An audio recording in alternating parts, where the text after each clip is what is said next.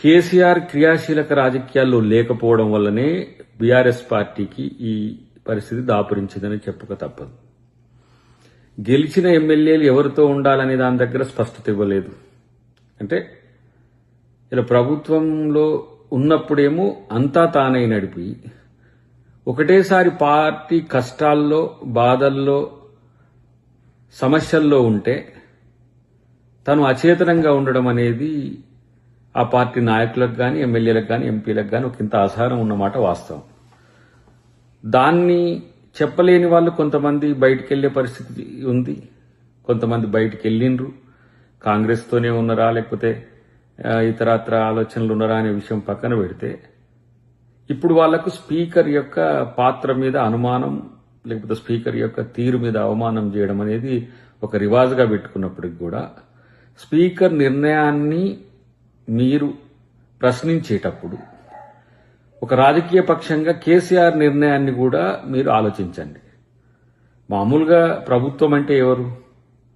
ప్రభుత్వం అంటే ముఖ్యమంత్రితో కూడిన కేబినెట్, ప్రతిపక్ష నాయకుడు, ఎమ్మెల్యేలు, చీఫ్ సెక్రటరీతో కూడిన ఎగ్జిక్యూటివ్.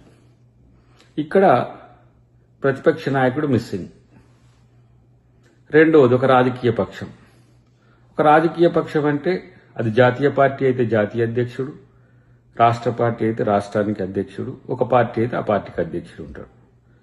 సో ఇక్కడ బీఆర్ఎస్ పరిస్థితికి వచ్చినప్పుడు జాతీయ పార్టీ అధ్యక్షుడు ఆయనే, రాష్ట్ర పార్టీ అధ్యక్షుడు ఆయనే. సో ఇక్కడ కూడా కేసీఆర్ మిస్సింగ్. సో కేసీఆర్ లేకపోవడం వల్ల ఎమ్మెల్యేలే ఎంపీలే కాదు, వార్డు మెంబర్ నుంచి సర్పంచ్ల వరకు కూడా ప్రతి ఒక్కరూ గెలిచినా ఓడినా ప్రత్యామ్నాయం చూసుకోవడం అనేది ఒక చర్చ జరుగుతుంది. ఆ పరిస్థితుల్లోనే ఇప్పుడున్న ఈ 10 మంది ఎమ్మెల్యేల సంగతి అయినా ఒకవేళ ఇంకా ఇట్నే కొనసాగితే ఇంకో 10 మంది ఎమ్మెల్యేలు, ఇంకో 20 మంది ఎమ్మెల్యేలు అయినా తమ దారి తాము చూసుకోవడానికి కారణం కేసీఆరే. రేపు 19వ తారీఖు ఏదో మీటింగ్ అని చెప్తున్నారు. దాని మీద కూడా జలాల మీద అని అదో ఇదో అని తను అంశాన్నిచ్చి దాన్ని కొట్టాడమని మరి కేటీఆర్ మీదకి, హరీష్ రావు మీదకి నెడతాడో తెలియదు. కానీ వాళ్ళ పార్టీ నాయకుడు లేని పార్టీగా మారడం వల్లనే ఈ పరిస్థితి వచ్చింది. రేపటి రోజున ఆ రాజకీయ పార్టీ మనుగడ కొనసాగాలంటే నాయకుడు యాక్టివ్గా ఉండాల్సిన అవసరం ఉంది. అదే పరిస్థితులైనా సరే ఈరోజు కేసీఆర్ రాకపోవడాన్ని కేసీఆర్ అనర్హతగా కూడా చూడాల్సిన అవసరం ఉంది. ఏదో ఆయన రాకపోతే టెక్నికల్గా అసెంబ్లీ లెక్కల ప్రకారం 6 నెలలకు ఒకసారి వచ్చి సంతకం పెట్టిపోయినా కూడా ఎమ్మెల్యేగా ఉండొచ్చని. కానీ ప్రతిపక్ష నాయకుడు 2 సంవత్సరాలు అవుతున్నా కూడా యాక్టివ్గా లేకపోవడం అనర్హత కాకపోతే మరొకటి ఏంటి? ఈ విషయం కూడా స్పీకర్ గారు ఆలోచించాలి, కోర్టులు కూడా ఆలోచించాలి. ఇట్లా కూడా రాజ్యాంగాన్ని అవమానించినట్టే కదా. రాకపోవడం అనేది దేనికి సంకేతం? అసలు ప్రజాస్వామ్యయుత రాజకీయాలను నియంతృత్వ ధోరణితోనో రాజకీయ ధోరణితోనో ఆలోచించడం తప్పితే మరొకటి కాదు కదా. కాబట్టి ఇవాళ రేవంత్ రెడ్డి గారు తన యొక్క విధులను, తన యొక్క ప్రభుత్వ తీరును నిరంతరం ప్రజలకు చేరువగా ఉంచుకోవడం వల్లనే ప్రతి ఒక్కరూ రేవంత్ రెడ్డి గారి గురించి ఆలోచిస్తున్నారు.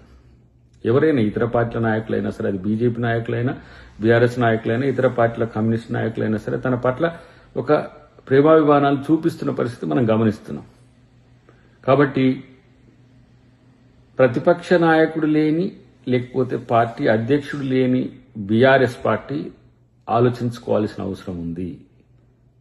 ఇది తెలంగాణ రాజకీయాలకు ఒక కొత్త ఒరవడైనప్పుడు కూడా ఈ పరిస్థితి కొనసాగడం అనేది కాంగ్రెస్కి అయితే మంచిదే.